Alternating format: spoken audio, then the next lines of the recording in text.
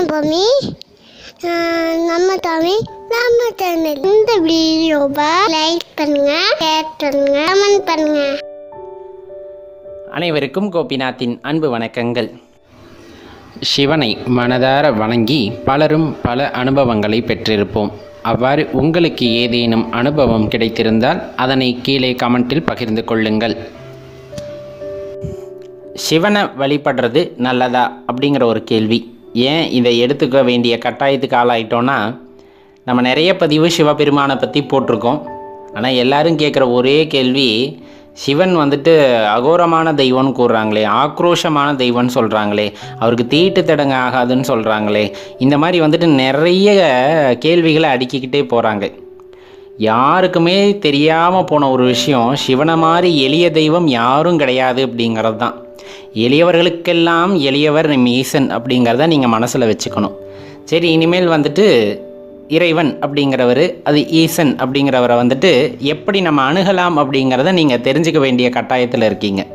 பெரும்பாலும் அவர் மேலே பயம் வர்றதுக்கான காரணம் என்னவா சொல்லலாம் அப்படின்னு பார்த்தோன்னா, பிரம்மன் படைப்பு தொழிலை செய்கின்றார், கண்டிப்பாக நம்மளுக்கு எந்த பிரச்சனையும் தரமாட்டார். திருமால் காக்கும் தொழிலை செய்கின்றார், நம்மளை எப்பவும் காத்துக்கிட்டு இருக்கார். அதே மாதிரி செல்வத்துக்கு அதிபதி அப்படிங்கிறனால அவரை அணுகலாம் அப்படிங்கிற அந்த ரெண்டு பாசிட்டிவ் திங்ஸ் நம்மக்கிட்ட இருக்குது. மூணாவது விஷயம், சிவன் அழிக்கும் தொழிலை செய்கின்றார். அப்போ என்னென்னா நம்மளையெல்லாம் அழிச்சிருவார் அப்படிங்கிற பயத்தை ஆர்டிஃபிஷியலாக எப்படியோ பரப்பிட்டாங்க. அதுதான் உண்மை.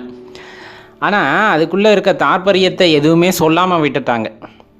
சிவன் அப்படிங்கிறவர் முதல்ல எங்கே இருக்காருன்னு உங்களுக்கு தெரியுமா அப்படிங்கிற கேள்வியை முதல்ல கேளுங்க. நம்ம நினைக்கிற மாதிரி கோயிலில் லிங்கத்தில் இருக்கிறாரு, இல்லை சிலையில் சிவன் உருவமாக இருக்கார் அப்படிங்கிறதெல்லாம் சுத்தமாக கிடையாத ஒரு விஷயம். கிடையாது இந்த சென்ஸ் நான் நெகட்டிவாக சொல்லலை. அவர் இருக்கிற முதல் இடம் அது இல்லை அப்படின்ட்டு நான் சொல்கிறேன். சரி, அவர் எங்கே இருக்கார் அப்படின்னு பார்த்தா, எப்போவுமே சொல்லப்படுறது, உன்னுள் உறைந்திருக்கும் சிவனை நீ கண்டாயா அப்படிங்கிற ஒரே ஒரு கேள்வியை தான் நம்ம கேட்குறோம். எல்லா உயிரினங்களிலும் நிறைந்திருக்கின்ற சிவபெருமானை நீங்கள் கண்டிருக்கிறீர்களா அப்படிங்கிற கேள்வியை நீங்கள் கேட்டு பாருங்கள். அப்போ எப்படி அவர் அழிக்கும் தொழிலை செய்வாருன்னு நம்மளால் சொல்ல முடியும்? சரி, அழிக்கும் தொழிலவே செய்யட்டும், அவர் உங்களை எப்படி அழிப்பாருன்னு நீங்கள் நம்ப முடியும்? கட்டாயம் கிடையாது. நம்முள் இருக்கின்ற சிவனை எவ்வாறு காண வேண்டும் என்று ஒருவன் அறிந்து விட்டால் அவன் யோகி ஞானியாகி விடுகின்றான். அறியாதவன் பேதமையால் அழிந்து விடுகின்றான். காரணத்தை ஈசன் மீது போட்டு விடுகின்றான். அவ்வளோதான், சிம்பிளாக நம்ம சொல்ல போனால். சரி, சிவனை நம்பினால் அவர் நம்மை கைவிட்டு விடுவாரா? இது என்னங்க கேள்வி? இதெல்லாம் கேட்கும்போதே நம்மளுக்கு சிரிப்பு வரலையா? எந்த இடத்துல நீங்கள் கடவுளை மனதார நினைக்கின்றீர்களோ, நம்புகின்றீர்களோ, நீங்கள் அவரை பிடிச்சிக்கிறதுக்கு பதிலாக அவர் உங்களை பிடிச்சிக்கிட்டாரு அப்படிங்கும் போது கட்டாயம் உங்கள் வாழ்க்கையிலிருந்து எந்த இடத்துலிலும் சறுக்கல் வர அவர் விடமாட்டார். இதை ரொம்ப அழகாக சொல்லியிருப்பாங்க. என்னன்னா, பூனைக்குட்டி அதே போல் குரங்கு குட்டி அந்த அம்மா குட்டியை எடுத்துக்கிட்டிங்கன்னா, குரங்கு குட்டி அம்மாவை பிடிச்சிக்கணும். அதாவது நம்ம வேண்டுதல் வைக்கிறது, அப்பா இறைவா எனக்கு இது நடந்துருச்சுன்னா உனக்கு இதை செய்கிறேன் அதை செய்கிறேன் அப்படிங்கும்போது நம்ம இறைவனை பற்றி கொண்டு இருக்கின்றோம். அப்படி பற்றி கொண்டு இருந்தீங்கன்னா என்ன ஆகும்? நம்ம திடீர்னு அது மேலே இருக்க பற்றுதலை எடுத்துட்டா இறைவனும் நம்மளை கண்டுக்க மாட்டார். உன் பக்தி உண்மையான பக்தி இல்லைன்ட்டு விட்டுட்டு போயிடுவார்.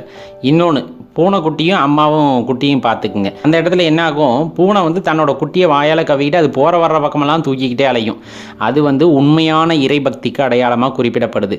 நீங்கள் சரணடைஞ்சிருங்க, எனக்கு எதுவுமே தெரியாது நீ பார்த்துக்குன்னு சொல்லிட்டீங்கன்னா உங்களை அவர் வாயில கவிக்கிட்டு போகிற வர பக்கமெல்லாம் பாதுகாப்பாக கூட்டிகிட்டு வருவார். அப்போ நம்ம உண்மையான பக்திங்கிறது என்னென்னா சரணடைதல் அப்படிங்கிறத நல்லா தெரிஞ்சுக்கிட்டோம் அப்படின்னா நம்மளுக்கு எந்த பிரச்சனையுமே என்றைக்கும் வராது. சரி, பிரச்சனைகளில் வர்றதுலேருந்து எப்படி தவிர்க்க முடியும்? நான் எப்படி என்னை பாதுகாத்துக்க முடியும்? சிவனை நான் எங்கே தரிசிக்க முடியும் அப்படின்னா, சிவனை நீங்கள் எங்கேயும் போய் தரிசிக்காதீங்க. தயவு செஞ்சு போய் கோயிலில் குளத்தில் அப்படின்லாம் தேடாதீங்க. உங்களுக்குள்ளே முதல்ல தேடுங்க. எப்படி உங்களுக்குள்ளே தேட முடியும்? அமைதியாக ஒரு ஆளாரவம் இல்லாத இடத்தில் சத்தம் எதுவுமே இல்லை அப்படின்னா ஒரே ஒரு விளக்கை பொருத்தி வச்சுட்டு அதை சிவனாக நினச்சிக்கிட்டு அந்த ஒளியை தொடர்ந்து பார்த்துக்கிட்டு இருங்க. உங்களுக்குள்ளே இருக்கிற ஒளி தெரியும். உங்களுக்குள்ளே இருக்க ஒளியை நீங்கள் தரிசிச்சிட்டிங்கன்னா அதுதான் ஈசன் அப்படிங்கிறத நீங்கள் புரிஞ்சுக்குவீங்க. உங்களுக்குள்ளே இருக்கிற அன்பு, உங்களுக்குள்ளே இருக்க கருணை, உங்களுக்குள்ளே இருக்க அந்த இரக்கம், இதெல்லாம் தான் ஈசனின் உருவம் அப்படிங்கிறத நீங்கள் போக போக புரிஞ்சுக்குவீங்க. சரி, இன்னொன்று, ஈசனை நம்பினால் நான் கெட்டு போவேனா? எப்படி? எதுக்காக இந்த கேள்வி? நான் தான் சொல்லிட்டேன், உங்களுக்குள்ளே ஈசன் இருக்கின்றான் அப்படின்னா நீங்கள் தான் ஈஸ்வரன்னு நான் சொல்கிறேன். அப்போ உங்கள் மேலே உங்களுக்கு நம்பிக்கை இருக்குது அப்படிங்கும்போது வாழ்க்கையில் நீங்கள் எங்கேயாச்சும் தோற்று போவீங்களா? அதைத்தான் நான் சொல்கிறேன். ஈஸ்வரனை நம்பினோர் என்றும் கெட்டபாடில்லை, அவர்கள் ஓங்கி வளர்ந்துதான் இருக்கிறார்களே தவிர எந்த காலகட்டத்திலும் அவர்களுக்கு கெட்ட பெயர் கூட வந்தது கிடையாது. இன்னொன்று சொல்கிறாங்களே சார், ஈஸ்வரனை சாமி கும்பிட்றவங்களுக்கு சோதனை மேலே சோதனை வருமாம்ல. அடே எங்கள் அப்பா, பரீட்சையில் பாஸ் ஆகணும்னா எக்ஸாம் எழுதி தாங்க ஆகணும். அதை வந்துட்டு நீங்கள் சோதனைன்னு நினச்சிங்கன்னா அப்புறம் வாழ்க்கையில் வாழ்கிறதுக்கான அர்த்தமே இல்லாமல் போயிடும்.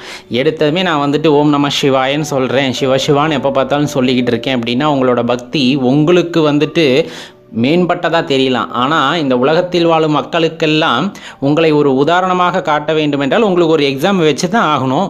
அப்போ நீங்கள் அந்த எக்ஸாமை பாஸ் பண்ணிட்டீங்கன்னா தான் தெரியும் இதில் வந்துட்டு இவர் டிகிரி ஹோல்டர் அப்படின்ட்டு. ஜென்ரலாக நம்ம சொல்கிறோம்ல, அதே மாதிரி தான் ஒரு சோதனை அப்படிங்கிறது வந்துட்டு உங்களுக்கு வருது அப்படின்னா உங்களோட அந்த பக்தியை உலகத்துக்கு விளக்கக்கூடிய ஒரு பரீட்சையாக தான் அது இருக்குமே தவிர உங்களை வீணடிக்கிறதுக்கான முயற்சியாக அது இருக்காது அப்படிங்கிறத நல்லா தெரிஞ்சுக்குங்க. இறைவன் இன்னொரு வகையில் சொல்ல போனால் இறைவன் வந்துட்டு உங்களுக்கு சோதனையெல்லாம் கொடுக்க கிடையாது, உங்களை நிரூபிப்பதற்காக ஒரு வாய்ப்பை கொடுக்கின்றார். அதில் நீங்கள் வெற்றி பெற்றுட்டீங்க அப்படின்னா உங்களோட பக்தி எந்த அளவுக்கு உயர்ந்தது அப்படிங்கிறது இந்த உலகத்துக்கு தெரிஞ்சிடும். அப்போ உங்களோட பக்தியை பார்த்து இந்த உலகமே மெச்சும். அப்போ இந்த இடத்துல அதை சோதனையாக எடுத்துப்பீங்களா இல்லை வேதனையாக எடுத்துப்பீங்களா அப்படிங்கிறது வந்துட்டு உங்களோட சாய்ஸுக்கு தான் விட முடியும். கட்டாயம் இறைவனை சரணடைந்தோர், அந்த ஈசனை சரணடைந்தோருக்கு எந்த காலத்திலும் எந்த நேரத்திலும் கெடுதல் என்பது ஏற்படவே படாது அப்படிங்கிறத நல்லா தெரிஞ்சுக்குங்க. இன்னுமே நம்ம சொல்ல போனால் எந்த நிமிடமும் அவனை மறக்காமல் நீங்கள் செய்கின்ற அந்த நாமதுதியானது, அதாவது ஏதாச்சும் ஒரு நல்ல காரியம் பண்ண போகிறீங்கன்னா ஓம் நம சிவாய அப்படின்னு சொல்லிட்டு நான் அந்த பஞ்சாட்சர மந்திரத்தை சொன்னாலும் சரி, சிவசிவா அப்படிங்கிற வார்த்தையை சொன்னாலும் சரி, அல்லது உங்களுக்கு விருப்பமாக அவரோட பெயரை வந்துட்டு நீங்கள் உச்சரித்தாலும் சரி, கட்டாயம் அந்த காரியம் நன்முறையில் ஈடேறும். ஒருவேளை அது தவிர்த்து போகுது அப்படின்னா அதை விட சிறப்பான ஒரு விஷயம் உங்களுக்கு காத்திருக்கு அப்படிங்கிறத மனசில் வச்சுக்குங்க.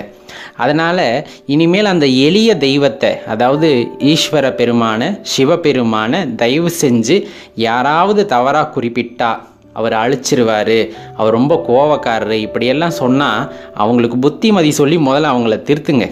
அவரை மனசார ஏற்றுக்கிட்டவங்களுக்கு மட்டும்தான் தெரியும் அவரமான எளிமையான கடவுள் அப்படிங்கிறது, அல்லது ரொம்ப கருணை நிறைந்த கடவுள் அப்படிங்கிறது வேறு எந்த இடத்துலையும் பார்க்க முடியாது அப்படிங்கிறது.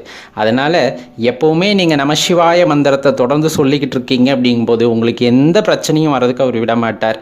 ஏன்னா அவர் பரமாத்மா, நம்ம ஜீவாத்மா. ஒரே வார்த்தையில் நம்ம அதோட முடிச்சுக்கிறோம். அதே போல் அவரை நம்பினா உங்களுக்கு என்றைக்குமே கஷ்டம் வராது. உங்கள் வாழ்க்கையில் மேன்மையை மட்டுமே கொடுக்கக்கூடிய சிவபெருமானை உங்களால் காண முடியும் அப்படின்ட்டு சொல்கிறேன். உங்களுக்குள்ளே தேடி பாருங்க. உங்களுக்குள்ள ஒளி வடிவமாக சிவபெருமான் தெரிஞ்சிட்டார் அப்படிங்கும் போது நீங்கள் மேன்மையடைய போகின்றீர்கள் என்று அர்த்தம். அதை விட்டுட்டு ஊரார் சொல்கிறார், உலகத்தார் சொல்கிறார் அப்படின்ட்டு உங்களுக்குள்ள ஒரு பிரமையை, ஒரு மாயையை ஏற்படுத்திக்கிட்டீங்க அப்படின்னா அந்த மாயையிலிருந்து உங்களால் வெளியே வர முடியாது. உண்மை பொருளை கண்டறிய முடியாதவர்களுக்கு சிவன் அளிக்கும் தெய்வமாகவே காட்சி தருவாரே தவிர கருணை நிறைந்த உருவமாக உங்களுக்கு காட்சி தர மாட்டார் அப்படிங்கிறது தான் இதில் உள்ள உண்மை. சிவனை மனதார வணங்கி பலரும் பல அனுபவங்களை பெற்றிருப்போம். அவ்வாறு உங்களுக்கு ஏதேனும் அனுபவம் கிடைத்திருந்தால் அதனை கீழே கமெண்டில் பகிர்ந்து கொள்ளுங்கள். நம்ம தமிழ் நம்ம சேனல். இந்த வீடியோவை லைக் பண்ணுங்க, ஷேர் பண்ணுங்க, கமெண்ட் பண்ணுங்க.